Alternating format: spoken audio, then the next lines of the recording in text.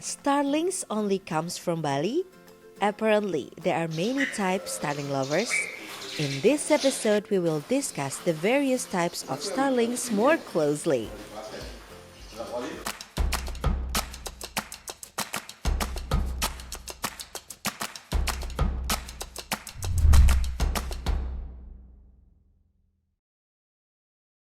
Perkenalkan, nama saya Misbun Winasis, pemilik dan pengelola penangkaran AN Farm yang bergerak di bidang penangkaran jalak suren, jalak putih, jalak Bali, jalak Hongkong, dan merak hijau. Yang beralamat di Jiwan, RT 1 RW 11, Jimbung, Kalikotes, Klaten, Jawa Tengah. Misbun Winasis is one of the starling breeders in Klaten which started from 2008. From various types that were cultivated finally until 2012, Misbun focused on expanding the Bali starling species.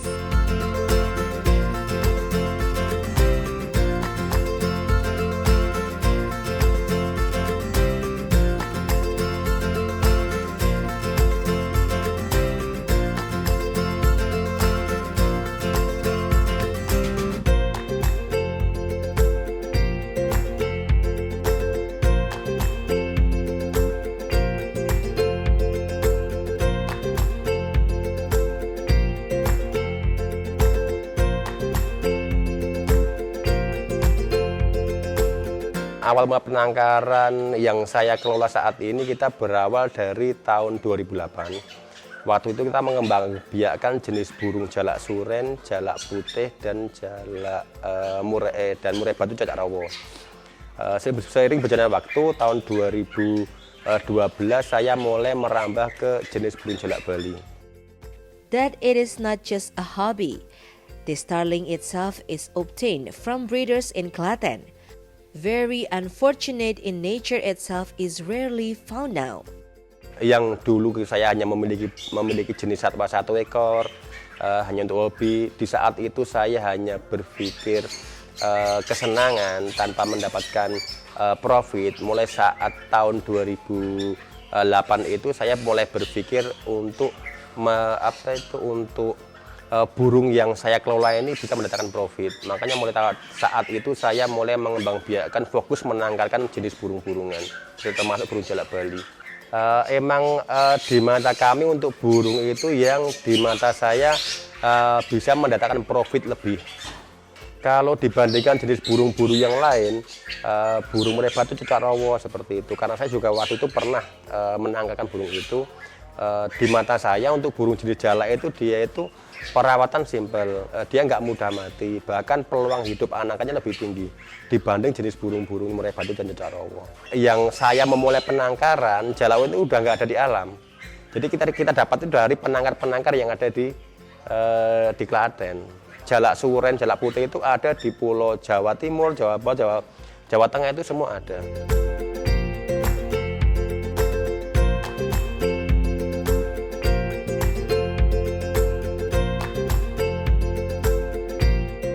Masyarakat di Jimbung itu emang bergerak di bidang penangkaran burung, khususnya burung jalak-jalakan.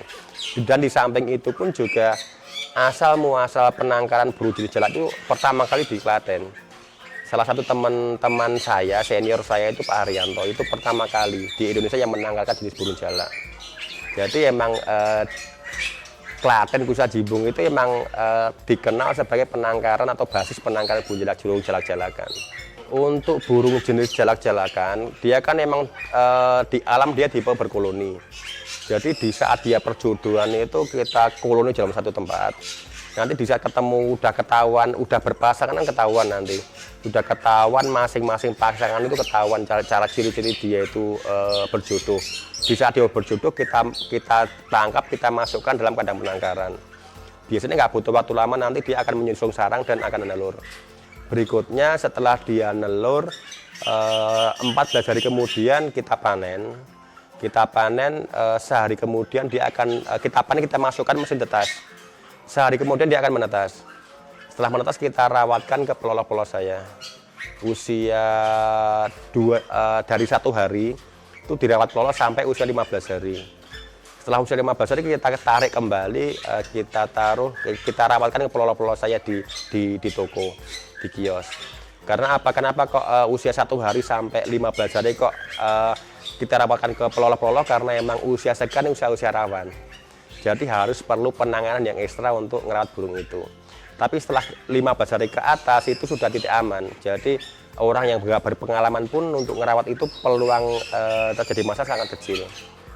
Makanya kenapa ke usia 15 hari kita tarik kembali ke tempat saya agar biar lebih cepat nanti kita kasih baru netes kembali.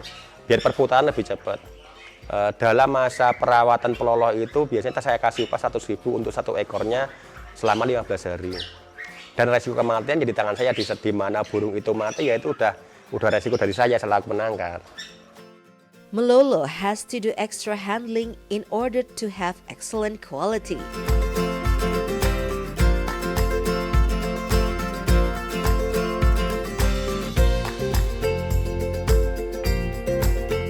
Untuk melolo biasanya yang menentukan dari usia 0 hari, 1 hari sampai usia ke 15 hari itu sangat menentukan, termasuk kualitas dari burung, fisik burung, besar kecilnya burung itu nanti sangat ditentukan oleh masa-masa awal 1 sampai 15 hari.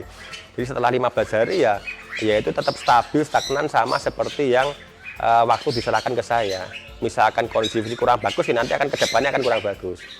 Jadi nggak bisa memperbaiki burung dari usia 15 hari yang kurang bagus diperbaiki ke depan juga mungkin agak sulit atau mungkin mustahil. Karena emang titik-titik perkembangan awal menentukan bagus tidaknya itu usia-usia dini tadi, 1 sampai 15 hari. Yang di mata saya aman tuh di atas minimal usia 15 hari. Itu saya rasa udah aman. Karena usia-usia sekian tuh nggak begitu rentan dengan perubahan suhu. Dia kelaparan juga nggak bermasalah. Jadi usia-usia sekian itu udah lebih kuat daya tahan tubuhnya dibanding usia-usia kurang daripada 15 hari. Bahkan paling usia kritis itu usia 1 sampai 3 itu usia kritis.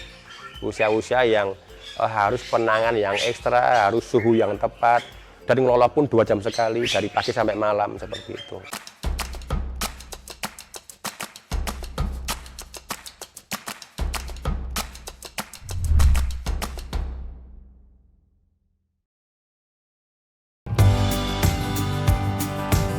In this segment, we will discuss the process of breeding and caring for starlings more closely.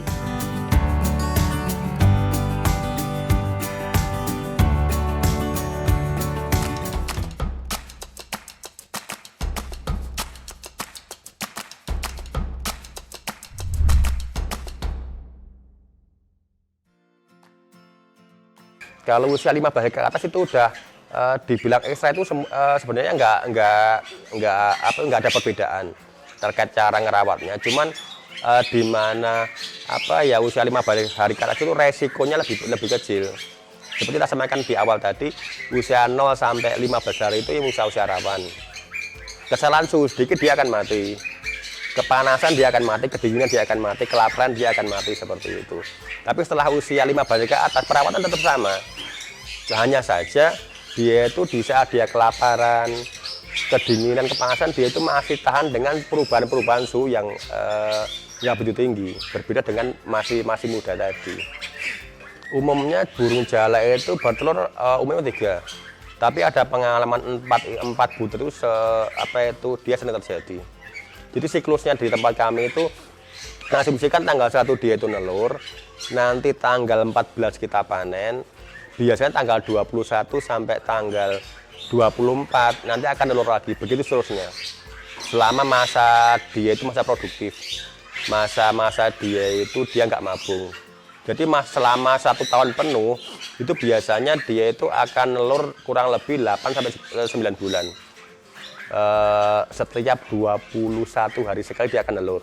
Begitu terusnya, nanti dia akan istirahat produksi atau macet di saat dia menjatuhkan bulu atau berganti bulu. Setelah berganti bulu 3 bulan, selesai berganti bulu dia akan nelur lagi, begitu seterusnya.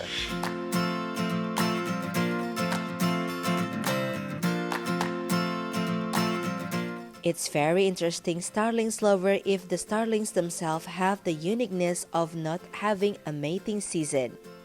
Kalau khususnya untuk jenis jalak sendiri itu nggak ada musim kawin, dia sepanjang tahun akan kawin terus. dia akan terpotong atau dia akan istirahat di saat dia itu sudah berganti bulu. Di mana semua satwa berganti bulu, semua burung berganti bulu itu dia akan istirahat. Kalau di tempat kami sendiri untuk jenis burung jalak yang kita kembangbiakkan perawatan semua sama, terkait asupan pakan, terkait teknik perawatan itu semua sama, terkait pergantian air dan semuanya sama. Yang membedakan hanya dari sisi produktivitasnya. Di mana burung jalak suren dan jalak Hongkong itu emang dia relatif lebih tinggi produktivitasnya. Tapi kalau untuk jalak putih dan jalak Bali dia terkadang dia lebih mudah macet. Terkadang ada kalanya di sejak dia macet harus kita rolling tempat. Dia butuh penyegaran untuk kita pindah kandang. Dia butuh suasana baru untuk dia mau nelur lagi. Berbeda dengan burung jenis jalak uren, jalak Hongkong, jalak uren, jalak Hongkong, di mana di satu tempat dia sudah nelur, dia akan nyaman di situ terus. Tapi khususnya untuk jalak putih, jalak Bali, di saat dia itu sudah nggak mau nelur di situ, dipertahankan sampai kapanpun dia nggak akan mau nelur. Solusinya ya kita pindah di lingkungan yang berbeda, di suasana yang berbeda. Di bahasa kami itu penyegaran.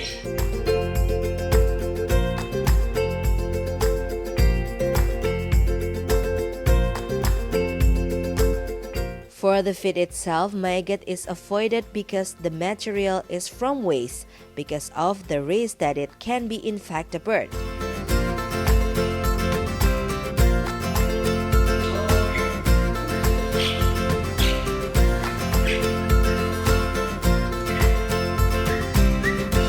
Kalau di tempat kami khususnya untuk pakan jenis jalak-jalakan hanya cukup for ayam dan juga jangkrik. Di luar itu kita nggak pakai. Ada kalanya terkadang kita kasih cacing, tapi kalau nggak ada ya kita kasih cacing. Tapi yang menu pokok utama itu di mata kami, yang penting serangga alam itu harus kita berikan tiap hari. Sementara serangga yang bisa didapat sepanjang tahun itu hanya jangkrik. Berbeda dengan ulat, misalnya ulat apa itu, ulat bumbung, ulat bambu itu kan dia kan musiman. Kalau maggot kita nggak berani karena dia materialnya itu dari limbah. Kita nggak mau nanti dari limbah itu akan membawa penyakit untuk burung. Jadi kita hanya punya pemikiran burung yang kita kembang biakkan itu harus setiap hari kemasukan serangga. Entah itu serangga alami, entah itu apa. Sementara yang bisa didapat sepanjang tahun secara rutin itu hanya jangkrik. Itu solusi kita jangkrik itu untuk menu asupan serangganya. Kebetulan di tempat kami juga ternak jangkrik sendiri, jadi semua kebutuhan pakan di sini itu kita buat sendiri, kita ternak sendiri, kecuali fur. Kalau fur kan dari pabrik, tapi kalau untuk jangkrik itu hasil ternakan kita sendiri.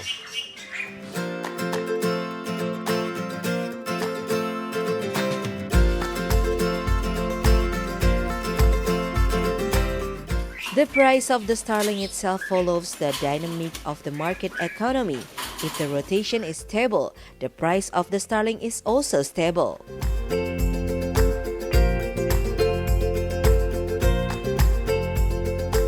Kalau kita terkait harga sih, jadi acuan kami kan dari harga. Terkait pamor itu kan pasti berpengaruh dari harga. Kalau selama ini biasanya emang ada siklusnya. Siklus harga naik turun itu biasanya ya di saat harga stabil, di saat nggak ada masalah, nggak ada apa ya. Intinya biasanya burung itu akan turun di saat mulai kenaikan sekolah, di saat mulai mendekati Lebaran itu harga itu akan turun. Tapi setelah Lebaran selesai, setelah kenaikan sekolah selesai, itu biasanya nanti akan naik lagi. Dari dulu sampai sekarang seperti itu siklusnya. Ya emang siklusnya seperti dari dulu seperti itu. Di saat kan di mana kenaikan sekolah, di mana Lebaran kan orang terfokus untuk kebutuhan pokok dia. Lebaran, kebutuhan pokok dia, anaknya sekolah. Tapi di saat nggak ada sesuatu tadi ya harganya akan stabil terus.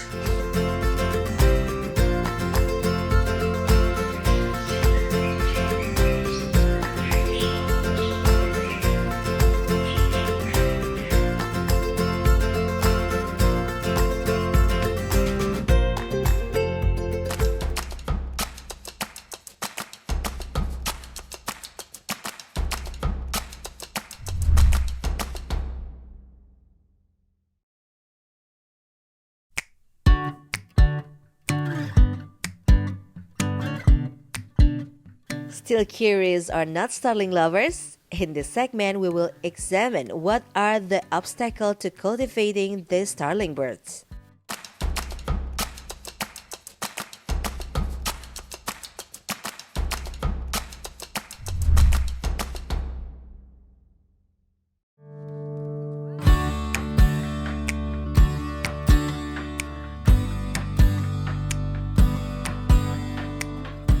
Ya kalau pandemi kemarin memang sangat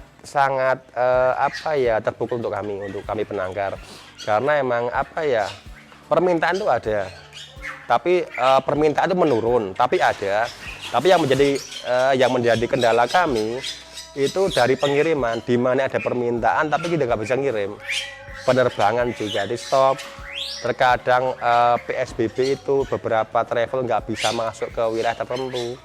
Bahkan dalam tempo 1 atau 2 bulan kita lupa waktu itu kita nggak bisa ngirim sama sekali. Bisanya dari orang yang berkunjung ke lokasi, bahkan orang berkunjung ke lokasi pun sangat minim. Tapi setelah kalau nggak salah Corona kemarin itu kita sempat drop kurang lebih selama 3 bulan. 3 bulan itu kita sempat minim penjualan, tapi setelah 3 bulan, berarti Maret, April, Mei, Juni, mulai Juli kita udah mulai merangkak ke stabil. Kalau sekarang ini di mata kami udah mulai stabil untuk peminat dan penjualan kami.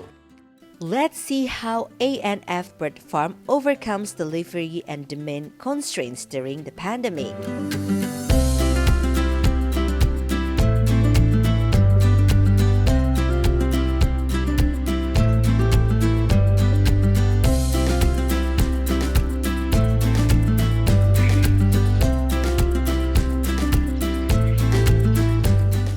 Tapi kan bukan karena faktor dari permintaan, faktor dari pengiriman. Kita kan nggak bisa kirim. Di mana ada permintaan tapi kita nggak bisa ngirim kan juga gagal dalam pengiriman. Makanya kalau nggak salah 3 bulan awal itu terkadang kan beberapa wilayah kan menutup diri, nggak boleh ada orang dari luar wilayah untuk masuk. Itu kan yang menjadi kendala kami. Kalau permintaan itu ada aja. Kita hanya kendala dari pengiriman, kita nggak bisa ngirim. Kalau pandemi memang waktu PSBB itu banyak orang yang kantoran, banyak terjadi PHK. Itu kan pasti beralih ke wirausaha, ke penangkaran burung. Ada beberapa beralih ke penangkaran burung itu beberapa ada. Yang memulai dari latar belakang karena dia itu nggak masuk kerja karena PSBB, karena kerja dari rumah itu permintaan ada aja dari orang seperti itu. Ada dari PHK yang dapat pesangon terus dialokasikan untuk mencoba peluang penangkaran burung itu juga ada. Tapi pada faktanya di tempat kami kita terkendala dalam pengiriman. Waktu itu misalnya pesawat kan nggak boleh terbang. Kita mau kirim pakai apa kalau luar pulau? Kalau travel atau kereta juga kalau nggak salah awal Corona kereta itu dilarang untuk mengangkut burung. Ada pendapat dari KAI kalau nggak salah, burung itu salah satunya dikhawatirkan membawa wabah Corona. Jadi kita itu dilarang. Awal-awal Corona kita dilarang mengirim burung lewat kereta. Waktu itu bisa travel kan, tapi kalau travel pun nggak selamanya jalan. Kalau dulu dulu itu kita biasanya kalau saat ini itu kita ada permintaan langsung bisa kita kirim. Kalau kemarin terkadang nunggu keberangkatan karena penumpang nggak ada, karena penumpang hanya beberapa nggak jalan, terkadang nunggu sampai seminggu baru kita kirim. Terkadang dalam proses itu pembeli mengurungkan niatnya untuk beli.